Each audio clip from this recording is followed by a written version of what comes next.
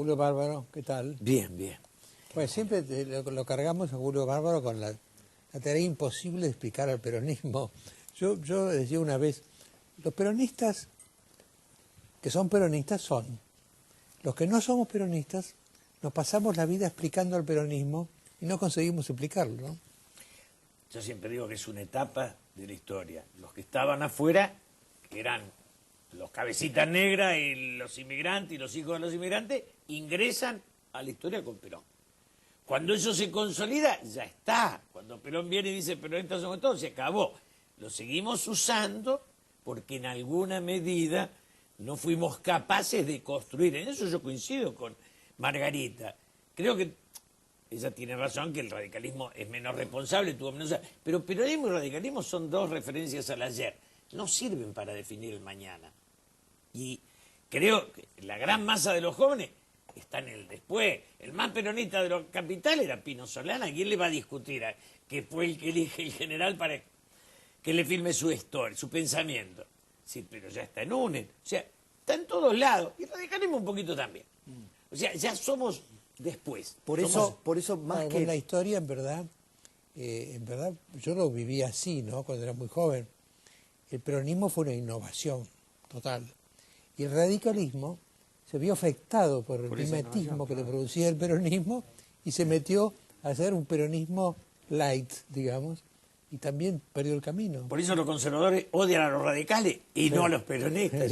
Son historias. El odio radical conservador es una de las constituyentes. Planteando la cuestión de la brecha generacional, a mí se me ocurre que a ustedes le tocó, primero, advertir que era el peronismo, entender que era el peronismo, se ocuparon de combatir al peronismo.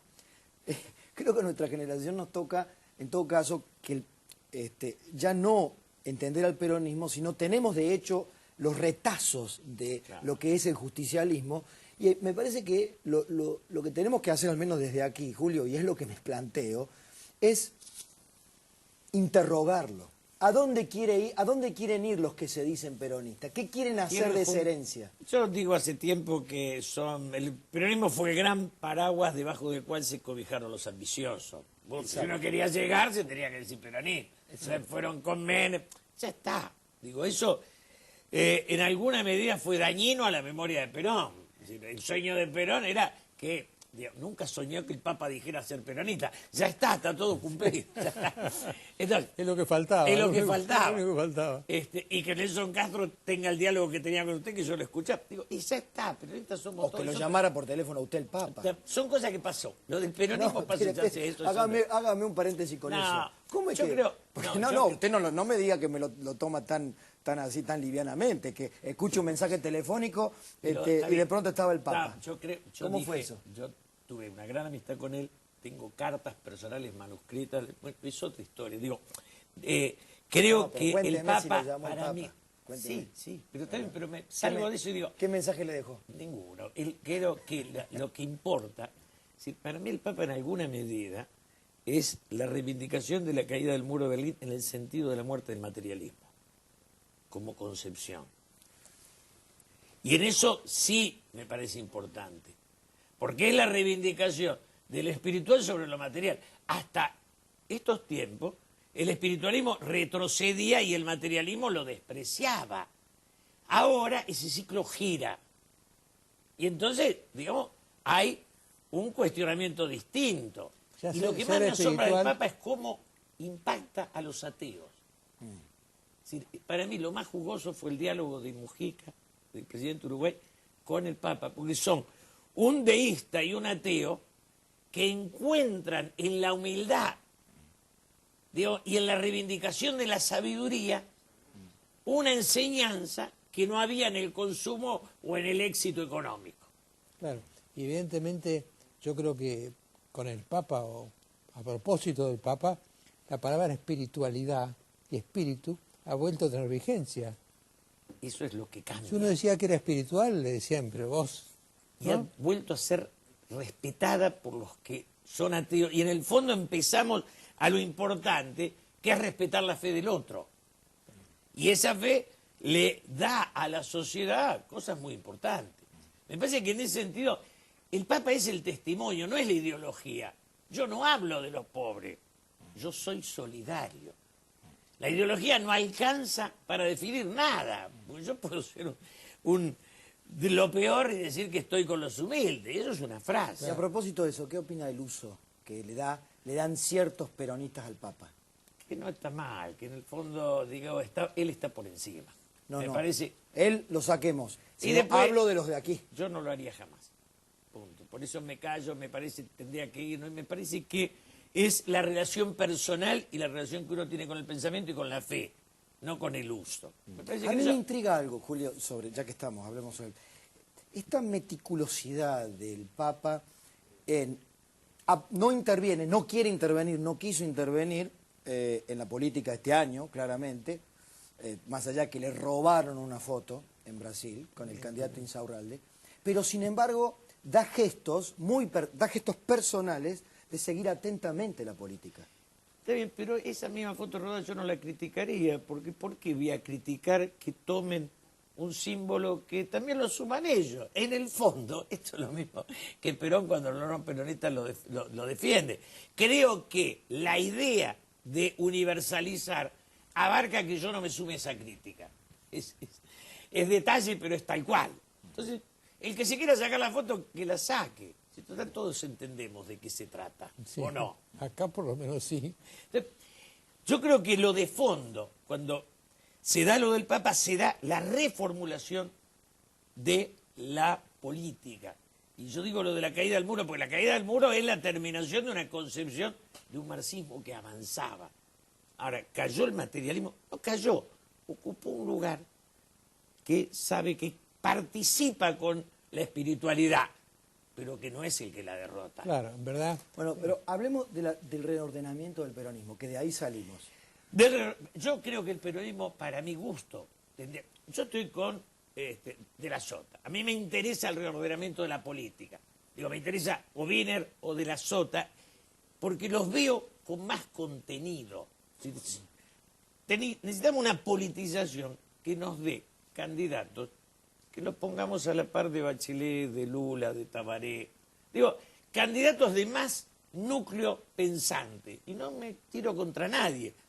Si la Argentina tiene que elegir la inteligencia, elegir candidatos a los que admire por su talento y salir de esta competencia por la viveza, que es en las que venimos sumidos. Hay un pragmatismo en la política, Mariano. Entonces, cuando se habla de la corrupción, en rigor, la corrupción es esencial a un sistema donde sin plata no se puede hacer poder, ¿o no? ¿Aceptado esto? Bueno, que Es me decía corrupta. un- Después tiene límite o no. Decía un teórico italiano, la política es lo que cuesta más caro y no está previsto ningún presupuesto. Entonces ya está ahí la fuente del tema, ¿no? Entonces, me parece que como sociedad, si nos enamoramos de la inteligencia, porque la tenemos para otras cosas, pero no somos capaces de tener en la política ciudadanos que nos produzcan orgullo, para ser claro. Ahora, y eso es supraperonista, eso hace a la política argentina. Le acepto ese punto de vista, digamos, en cuanto a las personas. Ahora, de la Sota, ¿para usted representa una modernización del partido en términos de su estructura?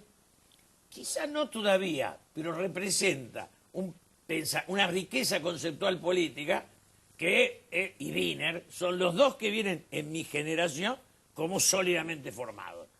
Como que tienen respuesta que yo digo, es decir, puedo hacerle una entrevista de 3 días y tienen un pensamiento de todos los temas. Sí, pero a mí más que lo que piensan me interesa lo que hacen. Y lo que hacen de la Sota, se bajó de gobernador de Córdoba, estuvo en el llano y lo volvieron a elegir en Córdoba, que no es ni La Rioja ni Santa Cruz.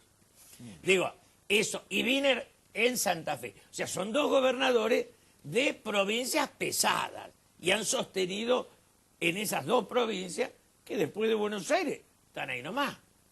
Sí, a mí me preocupa de la Sota, lo digo en la radio, lo digo públicamente, aunque ha ganado y tiene una victoria, como usted dice, muy, muy clara, me preocupa que hasta antes de ayer nomás estuvo con el gobierno nacional, le entregó diputados nacionales por Córdoba, tardíamente salió del kirchnerismo Y ahora, bueno, sobreactúa una posición contraria a lo que hasta ayer compartió. Pablo, yo le voy a decir una cosa porque es historia de la política argentina.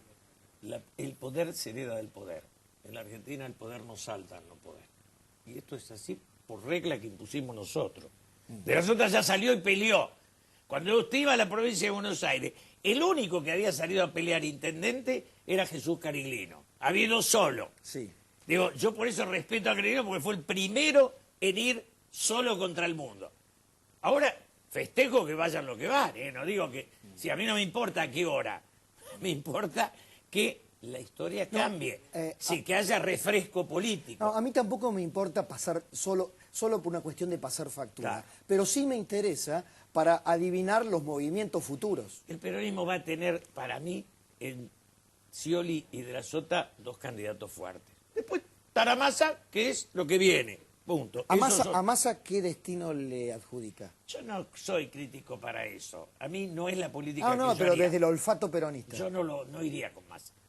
No iría. A mí me cuesta más, yo prefiero... No soy capaz de dar salto. ¿Por qué? ¿Porque cree que Massa es una burbuja de opinión Todavía pública? estoy enamorado de la política como filosofía, no como pragmatismo del hacer.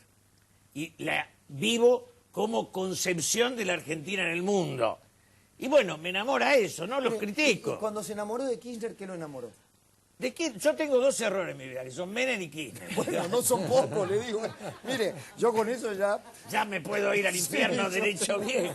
Por eso se hizo amigo el Papa, Bueno, ahora digamos, entiendo. Ahora entiendo. para una indulgencia plenaria que necesito. Digamos que un largo purgatorio. Un todo. largo purgatorio. Yo trancé con eso. Yo ya con que me Mire, digan Mariano, purgatorio estoy encantado. son pocos hombres de su generación que escucho hacer esas autocríticas. Mira, acá tiene otro. Yo a Menem, yo creí que había que ayudar al que podía ser. No fuimos capaces de construir una alternativa. Yo con Menem no duré ni 2 años, ya al año y medio no lo podía soportar. Y me fui antes de los 2 años de la Secretaría de Cultura. Y me fui tomando distancia y me fui. Con Kirchner duré todo su primer gobierno. Claro, los dos eran señores feudales. Los dos en su primer gobierno parecía que se volvían civilizados, se volvían ecuánimes. Y los dos volvieron al feudalismo del que habían salido. Y en eso son simétricos. Por eso le pregunto si piensa que De la Sota es distinto. Ninguno, ni de la Sota ni Wiener son señores feudales. Porque ni Córdoba, eso lo permite La Rioja y lo permite Santa Cruz. No lo permite Santa Fe ni Córdoba. Bueno. Por eso diferencio la entidad. Bueno, pero cuénteme sobre Kirchner. ¿Qué lo...? Yo de Porque Kirchner duró más. Fui antes que nada amigo personal. Vivíamos a 3 cuadras, me llamaba, fui muy amigo mucho tiempo. Y yo, digamos, me formé al lado de Kirchner peleando contra Menem. Ahí me engancho, en la pelea contra Menem. Digo, y en esa pelea, ahora, yo ya al tercer año no lo fui a ver más, porque nos peleábamos mal. Es decir, yo no cedo, no estoy para adaptarme. Yo nunca le acepté, no la ley de medios. Yo decía, no hay que darle una radio a un municipio, porque estoy en contra. Yo confrontaba con Clarín, pero nunca se me ocurrió que tenía que haber un Estado que compita con Clarín. Hay que limitar lo privado, pero no competir con lo privado. Entonces una desmesura que no se me ocurrió. O armar un monopolio O del armar un Estado. monopolio del Estado. Entonces, digo, y en la medida en que yo tenía otro pensamiento, me fui yendo. Es decir, lo que pasa es que en Argentina hay como una sobreadaptación de los funcionarios a la política. Mire, ¿o no? Julio, a mí se me ocurre que el tránsito de este diálogo nos lleva a una cosa que a mí particularmente o personalmente me inquieta ahora que estuve hablando sobre Argentina, allá invitado cuando presenté mi libro en Miami. Me preguntaban, había colombianos, venezolanos, ecuatorianos, y la pregunta, algunos hombres muy veteranos ya me decían, defíname al peronismo. No, les digo, mire, necesito 2 días. ¿Tenemos anticuerpos? ¿La sociedad tiene anticuerpos para no generar otro Peroncito o un pseudo Peroncito, otro Menem, otro Kirchner? Yo creo que los tiene de sobra, pero es politizarse. Si la política es un hobby, el resultado es el de siempre. Es la reiteración de estos personajes que no eran peronistas. Crecieron debajo como gobernadores, que es una escuela del poder. Hoy sobrevive hasta Gildo y Fran, la presidenta lo menciona. Después de las PASO, lo que terminó es el miedo al autoritarismo, para mí. Por eso, cuando Margarita dice son iguales, no, ni Scioli es igual. Porque como contextura, en la forma del no es un autoritario, no lo sería.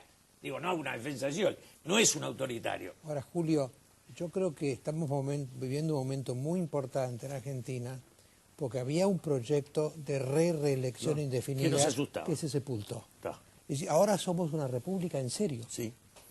La haremos bien, la haremos mal, pero la somos. Y la obligación mía como oposición es, si yo me quejaba de la agresión del gobierno, yo tengo que ser capaz de calmar las aguas y decir, el miedo se me pasó, ahora tratemos de que nos llevemos, que convivamos en el tiempo que nos quede.